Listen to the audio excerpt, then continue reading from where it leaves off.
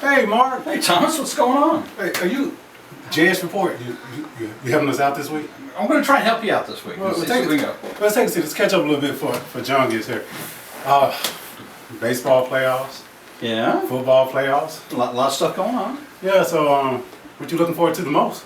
Probably the football playoffs. It's always a good time with high school football.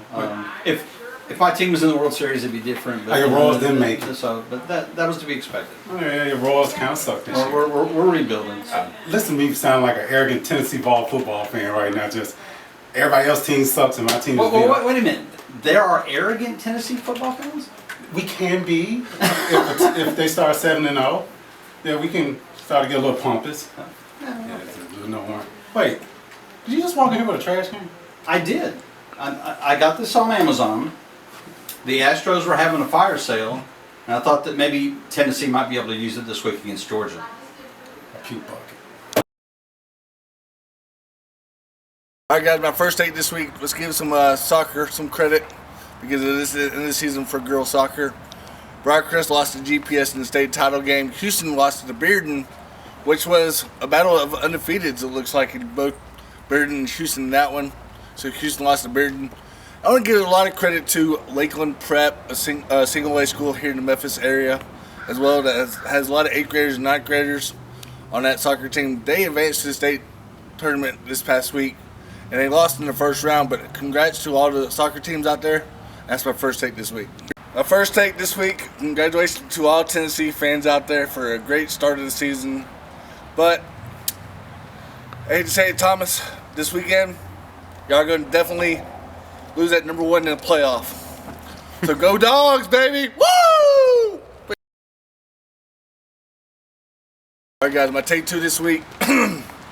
Last week of the regular season for a lot of teams, and a lot of teams are not playing the postseason. So Bartlett won 31-21 over Whitehaven. Christmas 70, St. Benedict 20. Collierville 21, Arlington 7. Covington won 63-6 over Bolton. ECS 10, St. George's 7. Innsbruck 42, Briarcrest 28. G-Town 53, Cordova 0.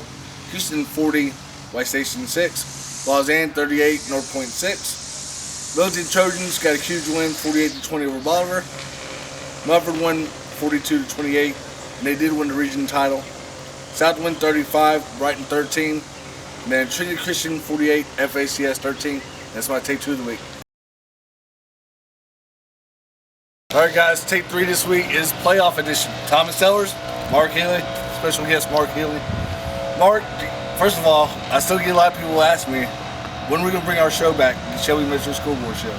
We do miss it, don't we? We do miss it. You know, in some form or fashion, we've done it since early 2000. It just got to the point where I was having to leave games early in the third quarter to get to the studio on time to be able to do it. You were doing games or working. Everybody else, it makes it really tough. And I just, at that time, I made that commitment to Millington that I'm going to stay here. I'm going to do everything that I need to do here. If I could fit something in on a regular basis, I would. But part of it's to blame is the proliferation of everybody going no huddle and wanting to throw the ball, as opposed to because the clock stops after every play after 6 seconds or 8 seconds or whatever. You know, when high school games go 3 hours plus, there's no reason for that. Yes, so true. But anyways, that was a fun time for me and Mark to have the publicity out there for coaches and the players in general. But guys, first off, let's start out 2A. Tipton Rosemart 2-6 at MTCS, who is 8-2. Does the Rebels have a chance? Middle Tennessee, pretty solid team. TRA been playing better as of late. they call it the Memphis sector of their division by beating FACS and Hardin Academy. And Sam Cannon, good senior quarterback, good leader, but size advantage, numbers advantage goes to the team that they have to travel to as well. Got to make that track up there to Murfreesboro, so I would definitely pick the home team in this one. You know, for the longest time, it was always, why do we have to play with the bigger schools? And then they finally added that third division in D2, and okay, you're playing more schools that are more like your enrollment, but you're having to travel a whole heck of a lot more. Yes. And this is just a result of that. You know, I have a big problem with, and this is not just against TRA, but a big problem in general of, surely you can fix the system to where there aren't any 2-win teams or a 1-win team, or in case of St. Benedict last year, no wins, and they still make the playoffs. Yeah. I know the state gets a big cut off the gate. Of every playoff game, but something needs to be done. It's like, you know, there really doesn't need to be 3 private school classes. There doesn't need to be 6 public school classes in football. Yeah. Something ought to be done here. And until somebody presents them a way where they can still make their money without losing it, then it's going to be as is. And when you bringing up that point, I'm pretty sure in an honest moment, the schools would be like, we have to come up with the money to travel and get our team there. Is it really worth it? You know, things like that. Charter buses, things like, you know, you gotta have at least 2 with a football team, equipment, cheerleaders, boost. It's so much that has to go into it just for them to make their money, make their cut. So in an honest moment, I think people really sit down at the table. It needs to be fine-tuned. And I think also too, because of the fact there's obviously a disconnect between the public and private, otherwise they never would have split them. Yeah. And usually the argument is, well, the private schools recruit, well, the public schools recruit too. We all know that. Just look at all the kids that have transferred over the past couple of years and been in 4 different high schools in 4 years. Yes. So that argument's out. But because of that perception of the recruiting angle of it, the public schools won't play the private schools. Yeah. So that makes that travel budget even more. You either take a whipping if you're going to play somebody that's a little bit bigger than you, make sure they're going to bring plenty of people and you're going to make money off of it. Yes. Because if not, you're just spending money. You know, some people have got deep pockets and that's not an issue to them, but for a lot of schools it is. Yeah, this next game real quick. Fayette Academy travels to DCA. I know Fayette Academy's rebuilding and whatnot, but congratulations to the Vikings for even making the playoffs, you know, in general, because they've been through a lot the last couple of years as well. And we saw them against Millington. Graves and all those kids on defense, great performance. They pushed Millington to the limit. It was like one score game. 16-13. Yeah, 1-score game. So they definitely, we saw in Millington they were trending in the right direction. So they'll present a tough challenge, but DCA, they're a monster, and you should expect them to win and take that game in the first round. Yeah, I don't recall the quarterback's name for Fayette, but he's really impressive, really good athlete, just makes things happen. Yeah. But they need 5 or 6 more of somebody like him. And by the time he's a senior, he'll definitely be that difference maker. But he's trending that way right now. And you know, with the opening of Blue Oval over there's probably going to be a trickle down effect that there'll be people moving into Fayette Academy or Fayette County and going to Fayette Academy, so they could see their numbers jump. Yes. 2AA, Lausanne has a bye. Rockland Company played a winner of CPA 5-5, a dangerous CPA team, I might add. Boyd Buchanan 7-3. So we'll talk about Lausanne next week. But Lausanne does have a bye. North Point 6-4 hosts Davidson Academy 5-5.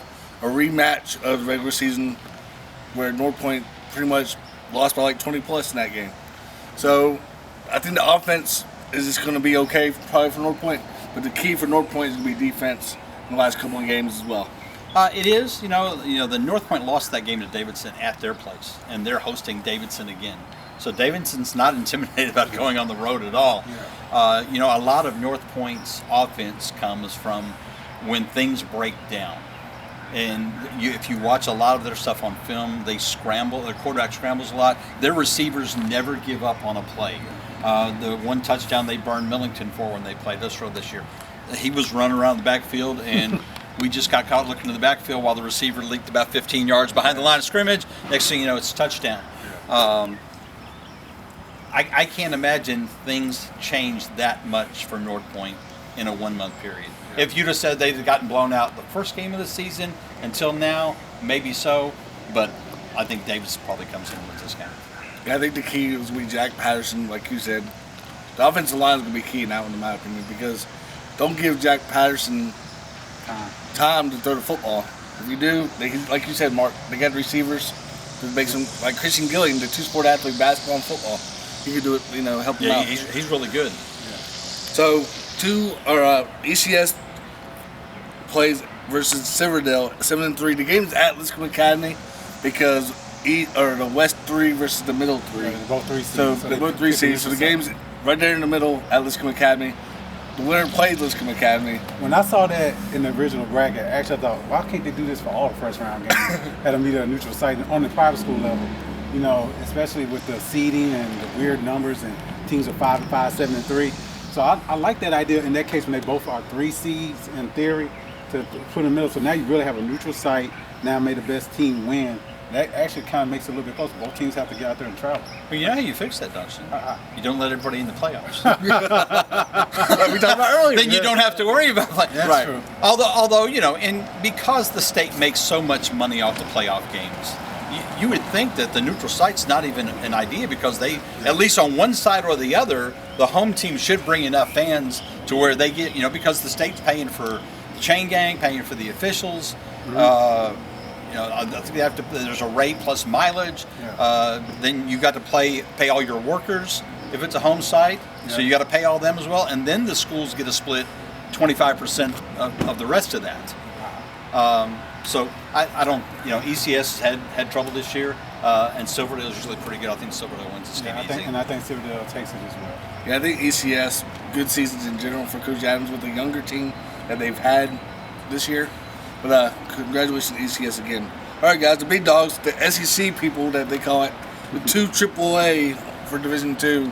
Knoxville Catholic 3-6 at Christian Brothers 6-4. Can the Purple Wave get over that first round and pull I'd say upset, but can they pass the first round for once in so many years? Last year they did. Right. Last year they beat Knoxville Catholic. Got all the way to the semifinals, got beat. Before that, they lost in the first round 3 years in a row. I don't know. I like Coach McDaniel as a person. I just don't know if he's the guy there at Christian Brothers to get it done.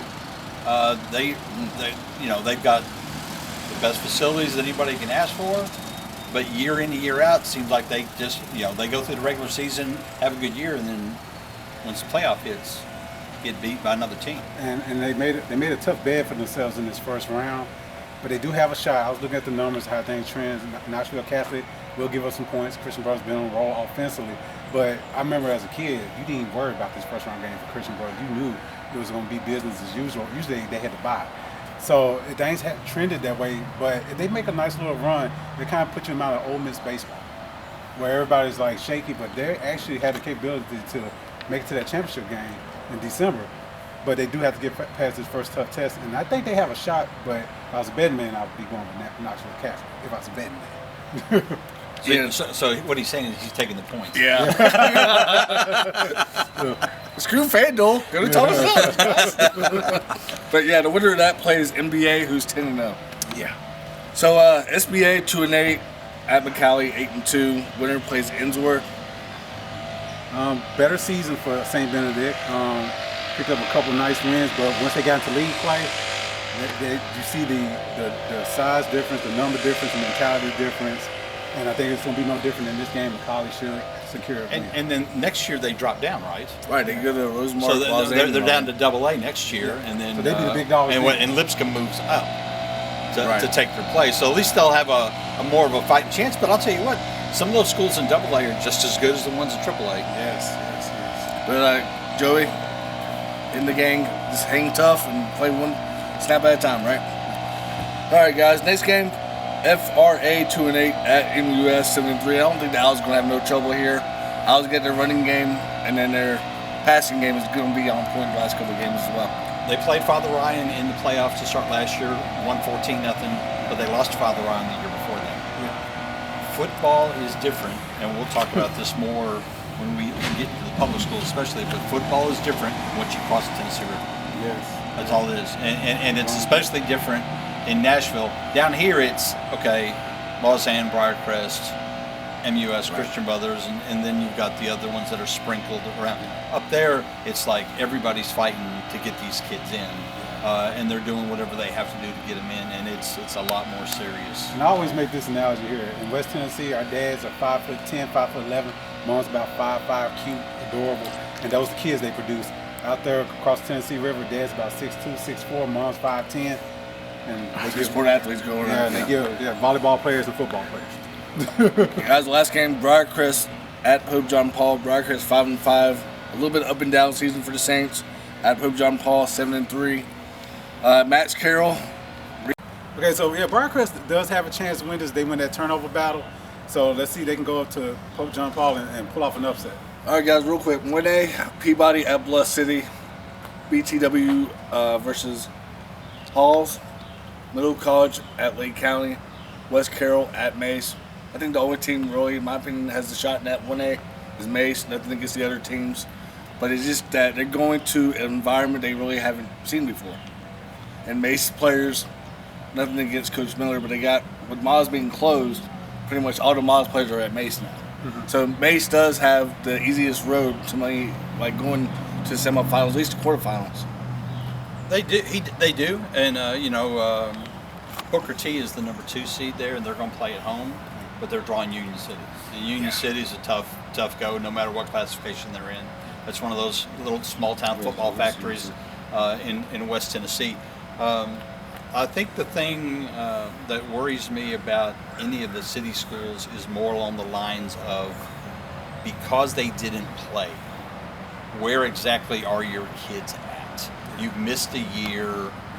Yeah. You didn't practice, you didn't coach, so you're a year development-wise. The pandemic effect is, it's right, and so it might take another year or so before things get back into. It's a 3-4 year process, right? Yeah, before the second round. Can I say this as well? For the 1A schools and 2A, the smaller, like you said, Mark, the Shelby County schools, please go out and support the kids, because, I know people work and whatnot, but try to get off early as you can to go support these kids that are driving an hour and a half away, because they need all the support they can get, especially in an environment like you said, Union City or wherever they got to go in Peabody, or just go out and support the kids in the band or whoever you got on that team. Please go out and support them. Guys, 2A, Martin West U host Kip. Freedom Prep host Union City. Mitchell at Huntington, and then Camden at Fairleigh. All right, so I got the Union City thing on there in 2A, but it still doesn't matter. I think Union City. Yeah, it's Halls. Prep's a good team, but I think Union City still beats them. Fairleigh does have a decent shot. They're used to winning. They've been in those tough games. They know how to play mid to late November football, so I like their chances in there to go on a little run or two. That's where Gene Robinson was before he took the Germantown job, Yes. correct? Yes. I think he had built that culture there to where they started getting the respect of these teams. Who was it they played a couple years ago and they lost on a late fumble? They were going like in 22-21, right, yeah. and One the game they should have won. And so they've I guess is it Copeland that's out there now? Yeah. So I mean he's picked right up where Coach Robinson left off, and Fairleigh could make a very deep run. All right, 4A, Haywood 10-0, host Kirby 2-8, Craigmont 9-1, host South Gibson 6-4, Ridgeway 3-7, at Milan 7-3, Obion County 5-5, at Orange Mound and at Melrose 9-1. I think Coach Smith is finally ready to get that Haywood team over the hump. I think they're ready. They have not only went 10-0 this year, they have looked good doing it. They have both sides of the ball. Yeah, they have demolished opponents, ex-Covington. Haywood, they're That's prime. Melrose in regular season. And Melrose is actually a solid Memphis team. That record is not one of those flaky, 1 or 2 loss records. They're actually a pretty solid team. But if they run into Haywood, I'm picking Haywood. I think Haywood should make it to state this year. Well, Haywood has been either to the semifinals of the state for each of the last 4 years, and either way, it reminds me a lot of Covington in 3A when Covington made their run, where they would get to the semis or get to the state and then get beat. But like I said, once you get up that high, that's a whole different thing. I think Melrose is probably the only local team that wins. I think South Gibson's a good solid team that's going to give Craigmont every bit and more. And it's strange that we're talking about a Ridgeway team that's 3-7, because the Ridgeway teams in the past would go to Milan and run all over. Mark, you brought up a good point in South Gibson. They play Craigmont credit Coach Van Hooks who turned that football team around this year, 9-1. But like you said, Mark, South Gibson playing that non-conference schedule where they played Lausanne at home and played a bunch of non-conference schedule to get them ready for the playoffs. But like you said, that game could go either way in my opinion. You have to play that tough non-conference schedule. I mean, especially if you have a weak region. Some of the lower tier, the 1A and 2A Memphis schools, they're packed full of 8 or 9 schools. You've got to go out and challenge yourself because in Mays' case, they haven't been close all year long. So what you worry about Mays is when it comes time to crunch time and you got to have a stop or you got to have a score, are you going to be able to do that? Because you hadn't done it all year, and your guys have played half a game. Yeah. So is stamina going to be a? It's not a cliche being battle tested. Right. A lot of people. That's coach speak. No, that's the truth. Have we been punched in the mouth? Have we had to face adversity in the fourth quarter? We had to make adjustments. Like you said, we're done at halftime. We're sitting in the second unit and the third unit. You're not ready for November with that type of experience. So that's a lot to be said. You can't just blow out everybody. It's great to be undefeated, but it's better to get tested during the season and know what you have to do. Yes. We got 5A, Henry County, 8-2, host Dyer County, 5-5. Southwind host Portland, 5-5. Central, 5-5 at Springfield, 8-2. Clarksville Northeast travels to Tipton County and plays the Cougars, who are 10-0 with the Munford High School football team. Speaking of undefeated, we seen them early in the year, and I got to see them late in the year against Southwind. They've been tested. They seen some good competition, and they remember last year, the Henry County game last year, when they came to Munford and embarrassed them. A young Jordan Bell took some lessons from that game, and they knew what they needed to do and what they needed to add, and that speed and athleticism parameter. Then can you take it deep? They can with Cobbs, and with a healthy Jace Hodgin as an X factor, and then you got the steady running of Braxton Sharp. The Cougars are poised to make a run. You have to establish a point this first one. You got to go out there and beat Clarksville. Beat it. Not so fast, my friend. You just Lee Corso me. Shocking! Okay. Last year, Munford won by a point in the opening round to a team that had a losing record, and then they got beat by Henry County.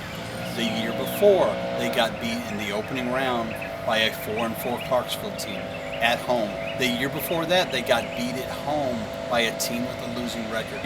So Munford's playoff trend is not favoring them in your eyes? No, not at all. I'm not saying that this is probably the most complete Munford team that's been there in a while. Obviously, it's the first 10-0 team in school history. They have beaten a lot of teams badly. Beat some pretty good teams too. Yeah. However, last year in the playoffs against a team with a losing record, they won by a point. That game was at home, then they lost to Henry County. The year before that, they got beat to a team with a losing record. The year before that, they lost by a point to a team with a losing record.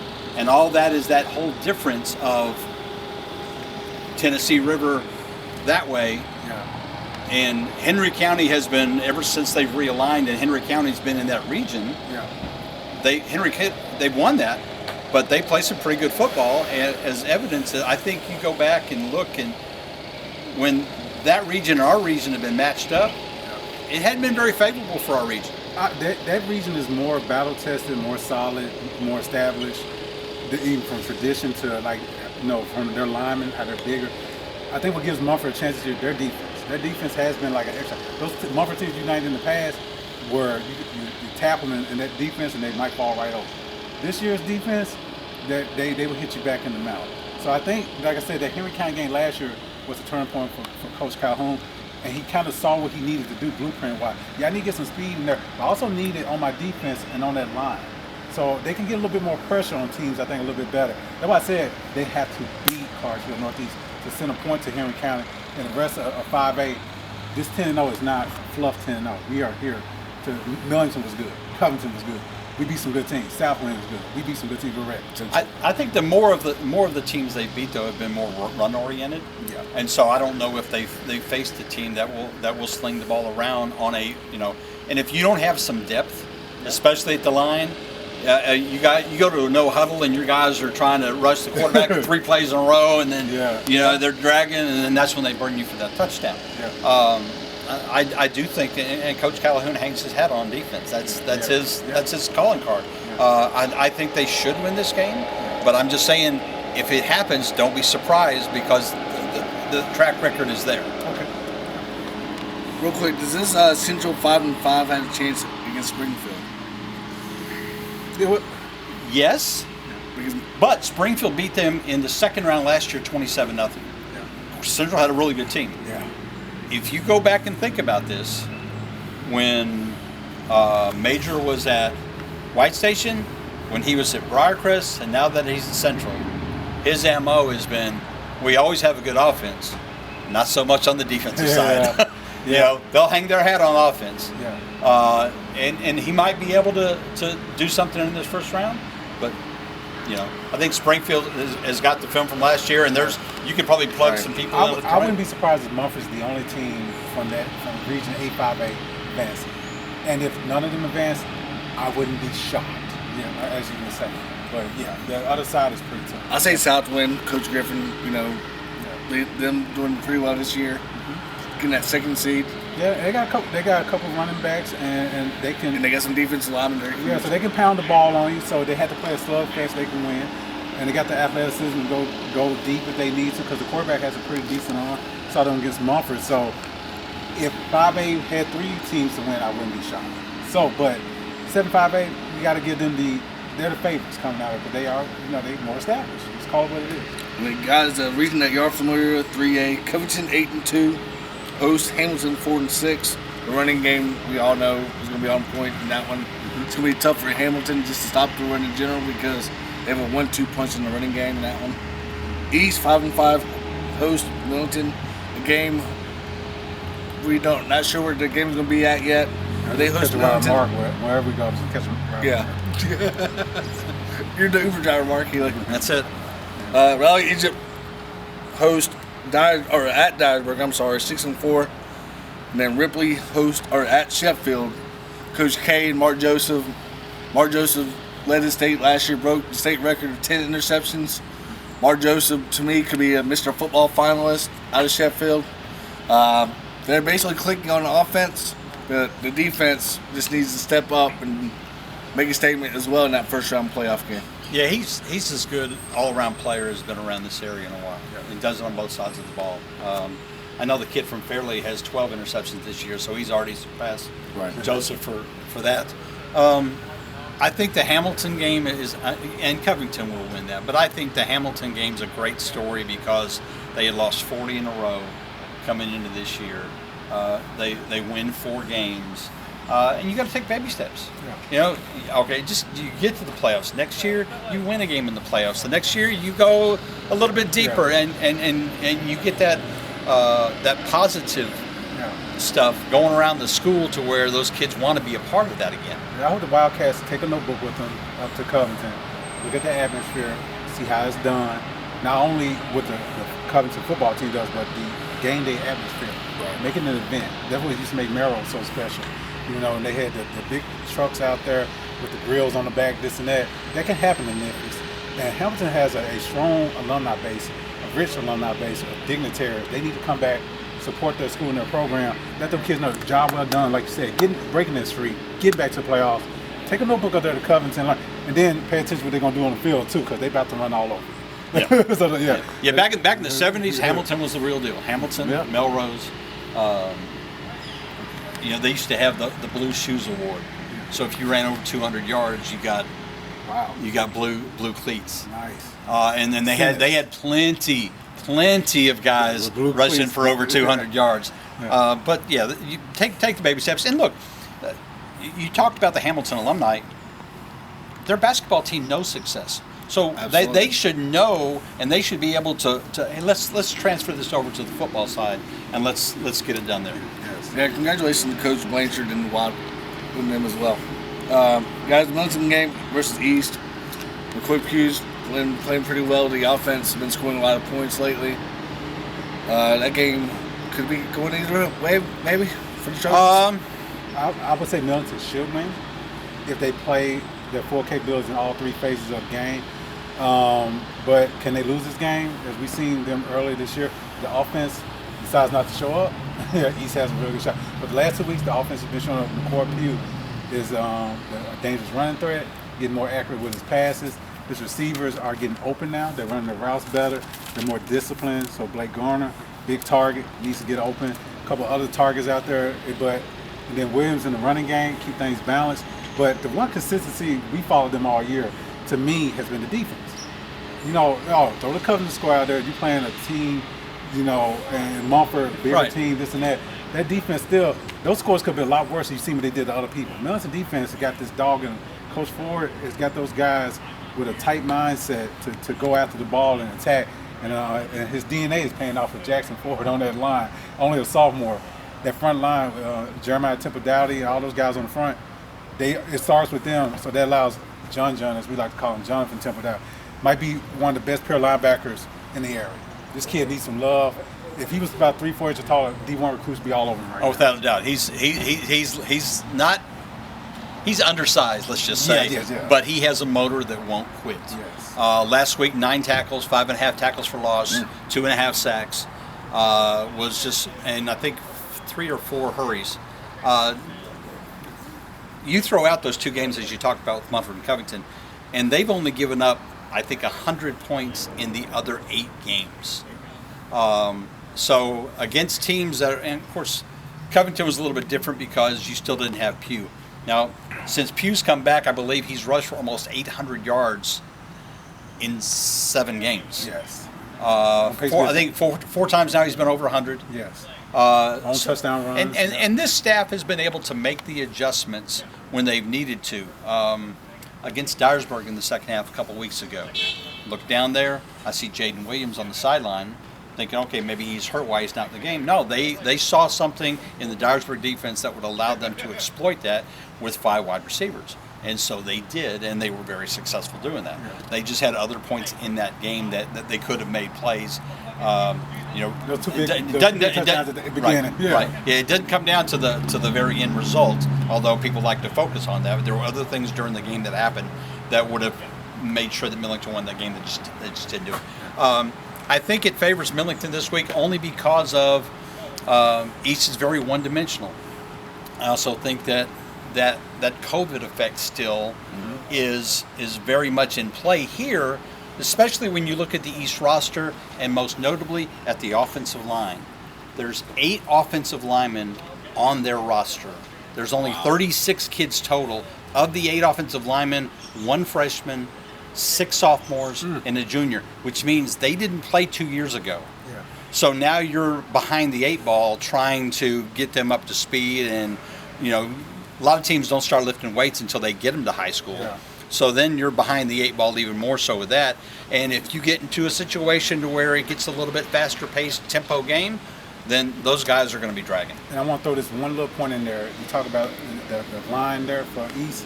Millington, I mentioned Jeremiah Temple Dowdy, the big senior leader, but the adjustment that the coaches have made.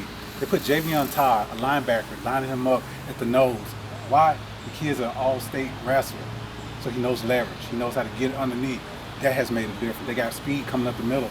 So that's line, Cam Perrier and all those guys on the second level, Mr. Green and all them to come in and attack even more.